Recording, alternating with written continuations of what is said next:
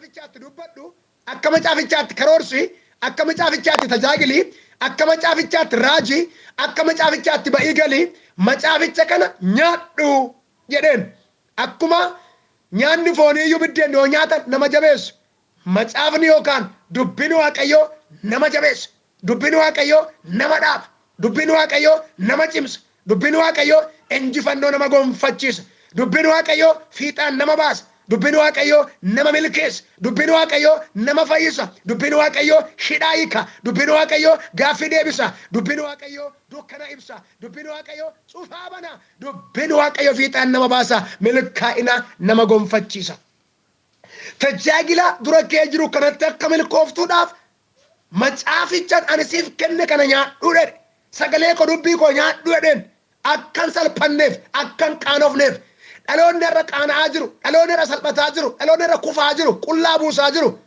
dhaloonni irra mallattoo bineensicha ofirratti baatee jiru kun dhaloonni irra wal waraanaa wal ajjeesaa wal jibbaa karaa walitti cufaa wal ari'achaa wal balaaleffachaa jiru kun maalidha hir'innisaa maal rakkinnisaa hojjettan maa milkaa'uu dadhabe hojjettan maa karaatti hafa maa du'a hojjettan maa karaatti hanqaaka maa karaatti cita hojjettan ola deemaa maaf fiixaan ba'uu dadhabe maaf galma ga'uu dadhabe hojjettan dhoksaan isaa maalidha ajaja waaqayyoo eeguu dide dubbii waaqayyoo akka dubbii waaqayyootti jiraachuu dadhabe kanarraa kan ka'e maal ta'e dhaloonni keenya har'a dhaloota galma ga'uu dadhabe dhaloota baratee fiixaan ba'uu dadhabe dhaloota rakkinnitti baay'ate dhaloota duutitti baay'ate dhaloota baarsitti baay'ate dhaloota ba'ee galuu dadhabe dhaloota taa'ee ka'uu dadhabe dhaloota baratee fiixaan ba'uu dadhabe daldalee fiixaan ba'uu dadhabe dhaloota milkaa'uu dadhabe dhaloota akkasii ta'e dhaloonni keenya maqaan Yesuus Kiristoos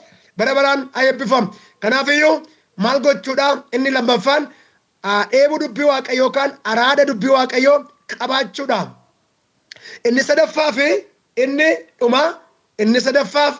inni dhuma dhaloonni akkamitti milkaa'a kan jedhuuf akka waaqayyoo nu faana ta'uuf waaqayyo wajjin ta'uudha yookaan akka waaqayyo safaana ta'uuf waaqayyo wajjin ta'uudha kun karaa milkaa'inaati akka waaqayyo nu faana ta'uuf yookaan akka waaqayyo nu wajjin ta'uuf nuti waaqayyo wajjin ta'uu keenyadha kun maalidha kun milkaa'ina dhalootaati kun milkaa'ina saba waaqayyo nu waaqeffatuuti kun milkaa'ina saba waaqayyo duukaa adeemuuti akka waaqayyo nu wajjin ta'uuf maal gochuu qabna waaqa wajjin ta'uu qabna yeroo baay'ee akkas jenna waaqayyo si wajjin haa ta'u jenna yaa waaqayyo ana wajjin ta'is jenna malee yaa waaqayyo si wajjinan ta'an jennu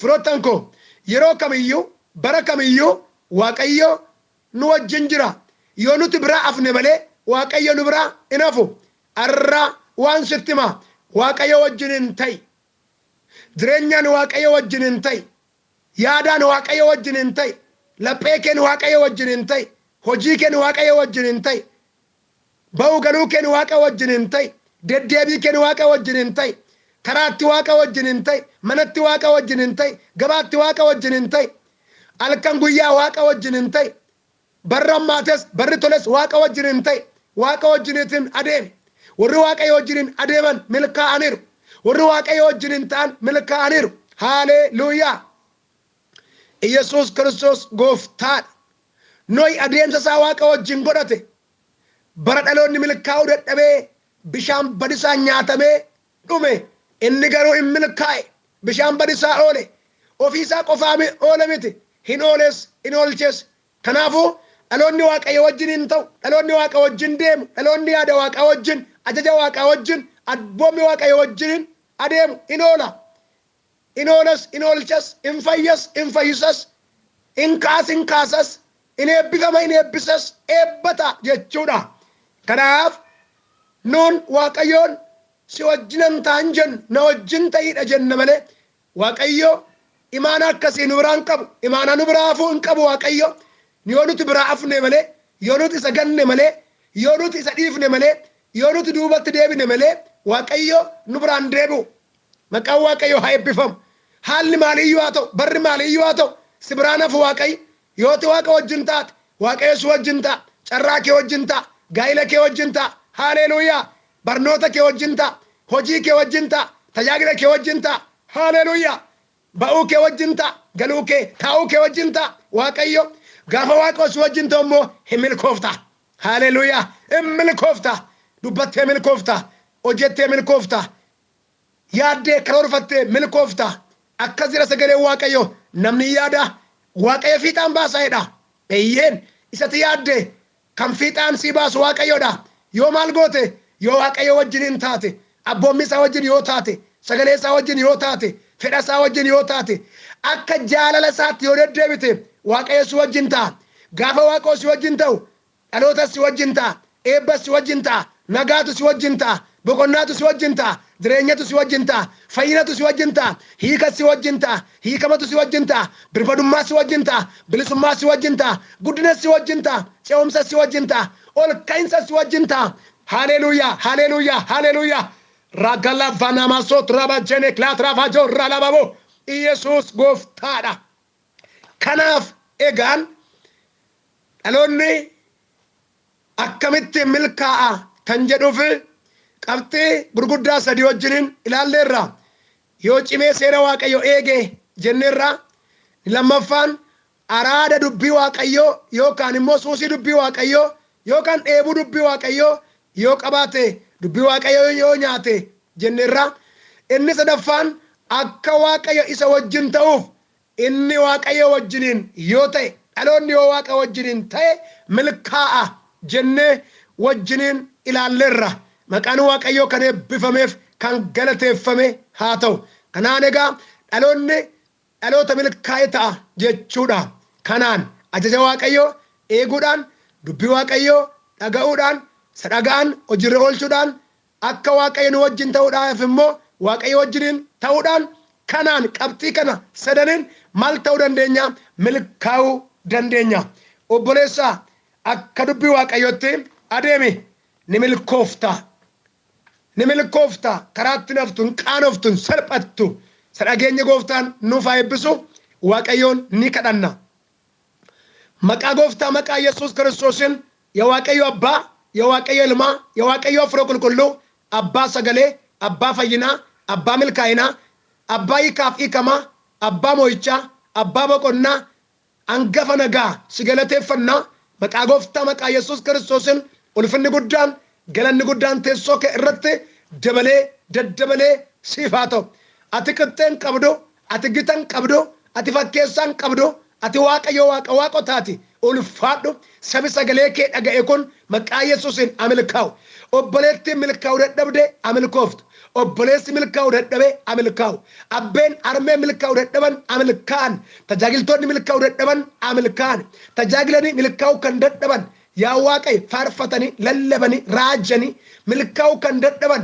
maqaa Yesuus Kiristoosiin har'aa booda akka dubbii kee kanaatti akka sagalee kee kanaatti adeemanii jiraatanii ba'anii galanii ta'anii ka'anii milkaa'uu akka isaan danda'an maqaa Yesuus Kiristoosiin ati isaan gargaari maqaa Yesuusiin haleluuyaa akka dubbii isaatti jireenya kee yoo gaggeeffatte jireenya kee yoo qajeelfatte ni milkoofta mardake elavana masse parabagala pora jana kialo varia namoota sammuu isaanii kana irraa wanta akka dhagaa irra tattaa'eeru yommuu irraa kaafamuun ilaala sammuu dhaloota irraa dhagaatu taa'ee jira dhagaan kun gadi qabeera acuuceera lafatti gadi isaan dabaleera ol jenna jedhu ol jechuun danda'an ol kaana jedhu ol ka'uun danda'an adeemna jedhu adeemuun danda'an humna godhannee kaana jedhu humna godhatanii ka'uu hin danda'an dhagaa kanatu irra taa'ee jira maayini dhagaan kun jedhina afura koo gaafa dhalaphee koo irratti afura waaqayyo akkannaan jedha ture Yesuus Kiristoos gooftaadha dhagaan ati irra taa'ee argitu kun abaarsa dhagaan ati irra taa'ee argitu kun dhiphinaaf gidiraa amma dhaloota irra jirudha dhaloonni mataa akka hin baafanne dhaloonni akka isa karoorfate fiixaan baafatee ittiin jiraanne dhaloota milkaa'e dhaloota fiixaan ba'e akkam taane acuucaa gadi qabaa kan jirudha. Kuni abaarsa barichaati. Kanammoo dhalootichumatu ofiin laphee jabaachuurraa kan ka'e diduurraa kan ka'e kan ofitti fidedha naan jedha.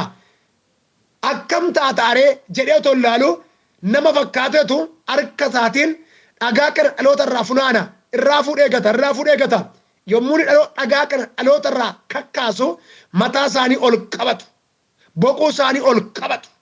Boquu isaanii ol qajeelfatu. Hin gammadu. Ba'aa ofirraa dhabu turan. Gooftaan akkas naan jedha. Sagalee koo kana dhaga'ee dhaloonni yootti jiraate.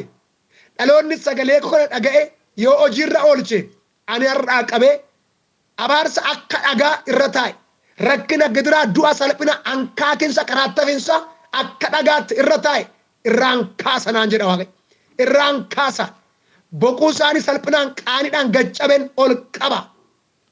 Ba'aa isaaniin irraa kaasa. Yaaddoo isaaniin irraa kaasa. Gadda isaaniin gammachuutti geeddara. Salphina isaaniin ulfinatti geeddara naan jedha Waaqayyo. Na dhaga'i siin jedha Waaqayyo. Sagalee koo dhaga'i siin jedha Waaqayyo. Dubbii koo dhaga'i siin jedha Waaqayyo. Sin milkeessa siin jedha. Sin gargaara siin jedha. Sin fayyisa siin jedha. Sin hiika siin jedha. Boo'icha kee kolfatten si jijjiira siin jedha. Cufaa keen sii bana siin jedha.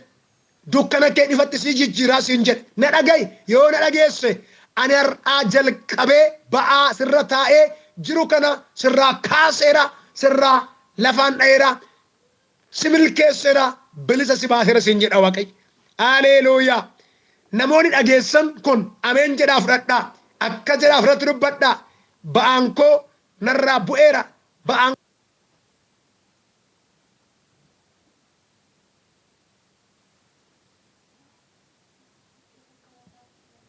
kan ofitti fidedha naan jedha.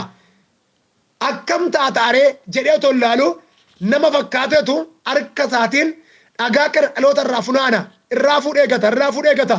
Yommuu dhagaa kana dhaloota irraa kakkaasu mataa isaanii ol qabatu. Boquu isaanii ol qabatu. Boquu isaanii ol qajeelfatu. Hin gammadu. Ba'aa ofirraa dhabu turan. Gooftaan akkas naan jedha. Sagalee koo kana dhaga'ee dhaloonni yootti jiraate. Dhaloonni sagalee koo kana dhaga'ee yoo hojiirra oolche ani har'aa qabee abaarsa akka dhagaa irra taa'e. Rakkina gidiraa du'a salphina ankaakinsa qaraattafinsa akka dhagaatti irra taa'e irraan kaasa naan jedha Waaqayyo. Irraan kaasa. Boquu isaanii salphinaan qaaniidhaan gaccaben ol qaba. Ba'aa isaaniin irraa kaasa. Yaaddoo isaaniin irraa kaasa. Gadda isaaniin gammachuutti geeddara. Salphina isaaniin ulfinatti geeddara naan jedha Waaqayyo. Na dhaga'i siin jedha Waaqayyo. Sagalee koo dhaga'i siin jedha Waaqayyo. Dubbii koo dhaga'i siin jedha Waaqayyo. Sin milkeessa siin jedha. Sin gargaara siin jedha. Sin fayyisa siin jedha. Sin hiika siin jedha. Boo'icha kee kolfatten si jijjiira siin jedha. Cufaa keen sii bana siin jedha. Dukkana kee ifatti si jijjiiraa siin jedha. Na dhaga'i yoo na dhageesse ani har'aa jalqabee ba'aa sirra taa'ee jiru kana sirraa kaaseera sirraa lafaan dha'eera si milkeesseera bilisa si baaseera siin jedha Waaqayyo. Haleluuyaa. Namoonni dhageessan kun ameen jedhaa fudhadhaa. Akka jedhaa fudhatu dubbadhaa. Ba'aan koo narraa bu'eera. Ba'aan koo narraa bu'eera jedhaati ergaa Waaqayyotti amanaa. Darbee nan argaa.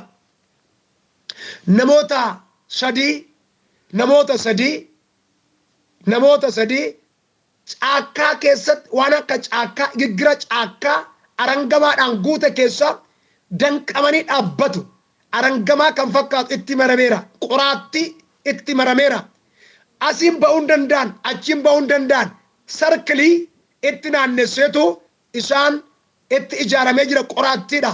Imbaana jedhu ba'uu hin danda'an. Imbaana jedhu ba'uu hin danda'an. Achi keessa dhaabatanii boo'u. Achi keessa dhaabataniitu imimmaan dhangalaasu. Utuu isaan bo'aniin argaa jira. Utuu isaan imimmaan dhangalaasaniin argaa jira. Utuun ilaalaa jiru nama tokkotu billaa kan fakkaatu qabateetu gajaraa kan fakkaatu qabatee qoraattii arangamaa itti marsee isaanitti ijaaree ba'umsaaf galumsa isaan dhoowwatee jiru sana yeroonni irraa ciree yeroonni irraa kutee achi keessa harka qabee isaan baasuun ilaala. Ela namoonni sadii akkas jechaa jirtu. maaltu haalan keessatti kufe kana keessaa na baasa. Maaltu yaadan keessatti kufe kana keessaa dhiphinaaf gidiraan har'a ittiin qabamee dhiphataa jiru kana keessaa na baasa jettanii boo'aa jirtu. Waaqayyo akkasiniin jedha yeroo kanaa jalqabee ganama kanaa jalqabee guyyaarraa kanaa jalqabee ani Waaqayyo isa isinitti marsee sin qabe kana abaarsa kana humna diinaa kana humna du'aa kana sinirraa cireera rukuteera harkaa sin baaseera kana booda hiikamtaniittu sinin jedha gooftaan. Ani hiikameera jedhi kaafirratti dubbadhu. Haalleluuyaa. Maqaan kee bara baraan yaa gooftaa kan eebbifame kan galateeffame haa ta'u. Firoonni koo sabi kun haa eebbifamani. Barri isaanii haa eebbifamu. Jireenyi isaanii haa eebbifamu. Ba'uu galuu taa'uu ka'uun isaanii haa eebbifamu. Obboleettii tokkon ilaala. Obboleettii tokkon ilaala. Obboleettii laphee kee irratti akka dhiitoo wayii bokokee kan jiru hafuura baafachuu kan si dadhabsiisu kan si waraanu gajjachuu ol jechuu nama socho'uu kan si dadhabsiisu hafuura si kutaa kun waggaa lamaa ol si irra ga'eera. Ati otoo fayyituun argaa jira harka tokko laphee kee irra taa'ee dhiitoo sana achi balleessee achi buqqisee si fayyisaa jira. Fayyitee tar'aa qabee boqonnaa kee sii deebiseera. Otoo jedhuun dhaga'a. Gooftaan akkasiin jedha cinqii kee muddama kee waggaa lamaa har'aa qabee si obbaafachiiseera. Si fayyiseera, si hiikeera, nagaa kee iddootti deebiseera. Siin jedha Waaqayyo galateeffadhu Waaqayyoon. Gooftaa gooftotaa maqaan kee bara baraan kan eebbifameef kan galateeffame haa ta'u. Sabni amma sagalee kee dhaga'e kun maqaa Yesuus Kiristoosiin qabaa keessa jiru keessaa kan hiikame haa ta'u. Hidhaa isaarraa maqaa Yesuus Kiristoosiin kan hiikame haa ta'u. Sammuun isaa hiikamu, sammuun isaanii hiikamu, carraan isaanii hiikamu, gaa'illi isaanii hiikamu, eebbi isaanii hiikamu, hafuurri isaanii foon isaanii hiikamu, karoorri isaanii hiikamu. Sagaleen kee kun danqara isaanii irraa haa kaasu, bilisa isaan haa baasu, bilisa ba'an yaadaan, bilisa ba'an foon isaaniin, bilisa ba'an dhibee adda addaaf dhukkuba adda addaarraa hafuuraan bilisa ba'an. Hojiidhaan bilisa ba'an kan isaan qabu hin jiraatin darbanii adeeman, darbanii tarkaanfatan, haa dhaalan, haa mohan, haa injifatan. Barri kun bara eebbaa, bara nagaa, bara moo'ichaa isaaniif haa ta'u. Maqaa Yesuus Kiristoosiin ergaaf ergame du'aa irratti aaboo hin qabaatin, aangoo hin qabaatin. Waa'ee dubbii keef, waa'ee sagalee kee dhugaa nutti dubbatteef maqaan kee kan eebbifame haa ta'u. Ulfaadhu eebbifame yeroo hafe hundumaa maqaa Yesuus Kiristoosiin